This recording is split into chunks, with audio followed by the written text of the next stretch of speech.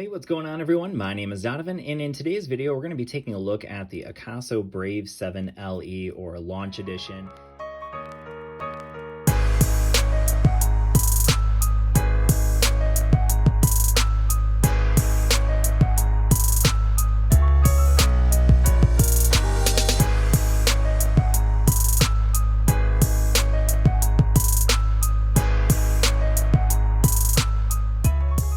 This is available right now on Amazon.com for just under 150 bucks. You can pick it up right now for $140. And what sets this thing apart from a lot of other action cameras in this price range especially, but really just action cameras in general, is the fact that this one has dual screens. So you can use it for vlogging, so you can actually see what you're doing. So maybe you can see my mouth moving actually right now. You can see my iPhone 11 that I'm recording with. So it's really nice to have this dual screen. So that's something that definitely sets it apart from a lot of other action cameras. So actually the action camera I've used for this channel a lot is the DJI Osmo Action. And that's one of the things I love about this action camera, is the fact that it has that front-facing dual screen. So when you're vlogging, it has that available. And of course it has this large screen in the back. So let's just compare them real quick. So you can see the screen on this one is a little bit smaller, but then the front-facing screen actually is roughly around the same size, pretty darn close anyways. So just an awesome feature to have on an action camera, especially at $140. So it also is touchscreen, so that's fantastic as well. And it does come with a number of accessories, so let's just go ahead and take a look at those.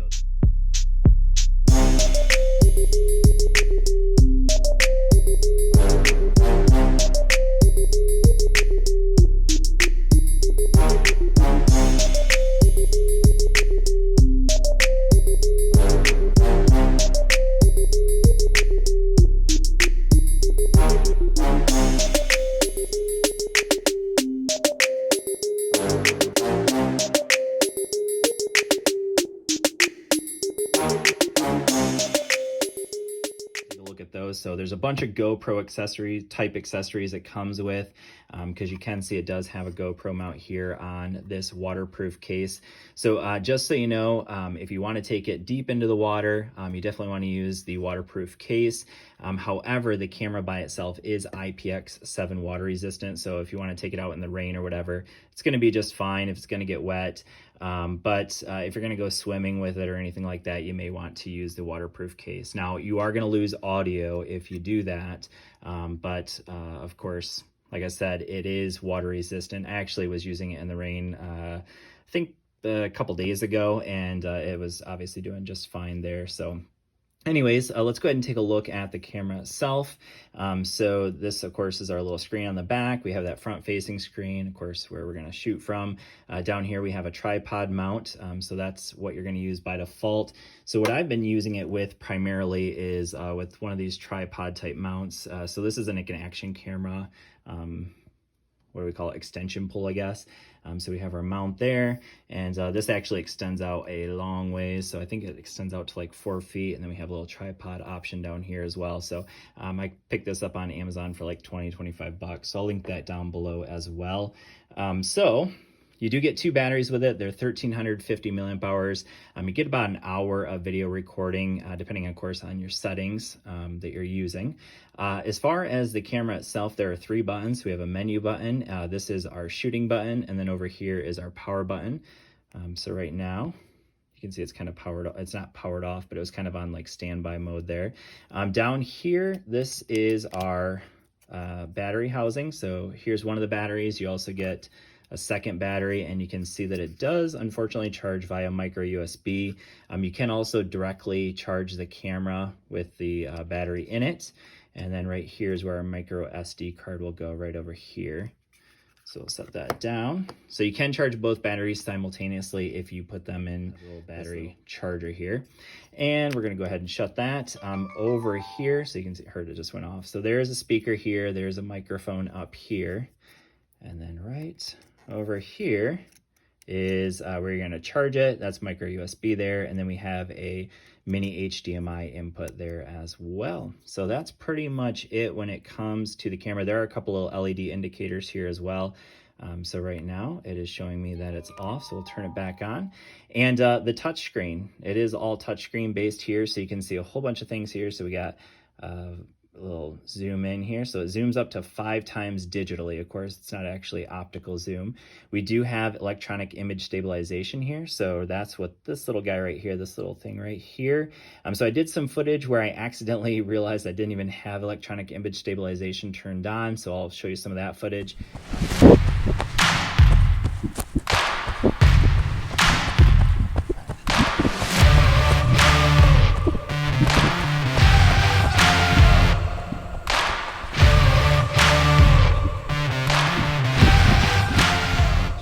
This is wind noise reduction, so that's what that is there. This is just telling me that the audio is currently turned on, so you can turn it off so you're not using audio at all. So of course, if you have it in here, you might as well just turn it off, because it's not going to record audio in there as well. This is just our playback button, so if I go here, it's going to load up the 6 files apparently. So I've transferred a bunch of them already. I guess there's 17 files on here. So they're all videos up to this point. So I'll show you some videos definitely towards the end so you can see an example of what it looks like. So we can go ahead and go back here, and we'll go ahead and get out of that. Okay, so there's our settings. Down here, I can touch this, or I can swipe up from the bottom. So this is going to take me into all my various shooting modes. So I can shoot up into 4K 30 frames per second. You can see down here we have high, middle, and low. So everything I shot that you're going to see is in high quality, just because I wanted to show you at the highest quality. However, I did not shoot in 4K for most of it. Most of what I shot was in 1080p 60 frames per second, but you can go all the way down to 30 frames per second with 1080p.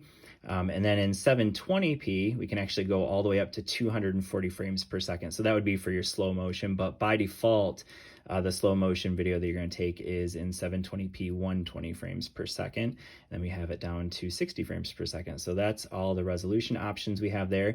When you shoot video, when you take in photos, so if I hit this menu button, it'll automatically switch over to our camera mode. So when I do that, those are, of course, you can see in 20 megapixels. So I'm going to go ahead and switch back to video mode, get out of that. And now I'm going to go ahead and show you that, see, now it automatically defaulted back to 720p 60 frames per second. So that's in normal mode. So if I want to switch that, I got to go back up here and kind of swipe through these. So like I said, I've been shooting in 1080p 60 frames per second. All right, so now if I want to switch it, I can go ahead and tap that, and you can get into shortcuts. So here's slow motion. So now you can see it automatically defaulted back to 720p 120 frames per second.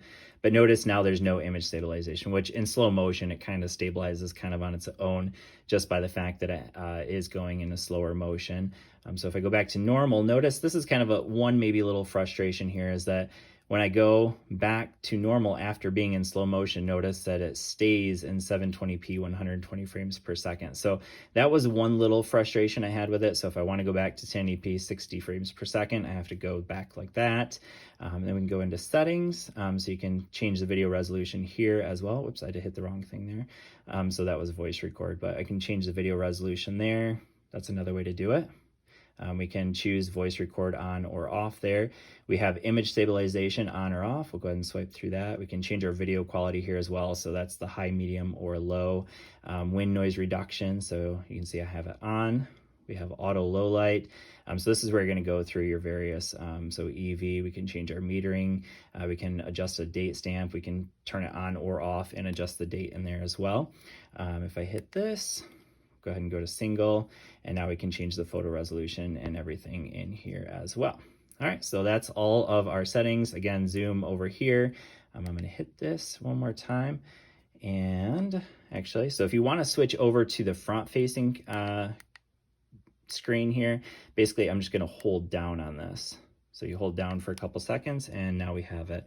Now you can't, of course, this is not touch screen, so you can't change anything once you're on here. So now, basically, if I want to switch it between, I can either switch it between just photo mode. So now it's in photo mode. You can see single 20 frames or 20 megapixels and normal mode. So that's the only options I have there when I hit this menu button. And this one's going to be, our capture button. So now we're actually video recording, so you can see it's got a little red dot there letting me know that I'm video recording. And you can just go ahead and turn it off just like that. So that's pretty much it. I'm gonna go ahead and show you a bunch of footage I took. Most of it's going to be, like I said, 1080p 60 frames per second or slow motion, so 720p 120 frames per second, so you can get an idea of what it looks like. Also, I kept the audio on for all the regular 1080p 60 frames per second, so you'll be able to hear how the microphones sound as well. All right, so I got back from yesterday's footage and realized that the footage that I took yesterday looked quite shaky. So then I realized that I never actually had image stabilization turned on while I was filming yesterday, but one nice thing that you can see is kind of the shadows here. So I'm kind of in like a darker area. You can see there's woods right here, and back behind there, the sun is peeking back behind there. It's about sunset time, so you can kind of get an idea of how it does with lower light here. So anyways, we're going to do some running through that same trail I did yesterday, coming from a different part of the trail, and we'll kind of check out how well it stabilizes the video now that we have image stabilization turned on. So let's check it out. Alright, so we're giving this camera the ultimate test. Got a low light situation running through the woods. It's trying to stabilize the bouncing of me running and holding the camera at the same time, so it's kind of the ultimate test for this camera to see how well it performs. So right now I'm shooting at 1080p 60 frames per second, so this isn't the highest resolution, but typically image stabilization tends to work a little bit better when you have the resolution down on the camera a little bit. So we're testing it out, see how she does. Also testing out that audio just to see how that handles as well. Let's extend the camera out a little bit here. There we go. So I do have it on a extension pole here, a action camera extension pole, which I'll leave down in the video description as well.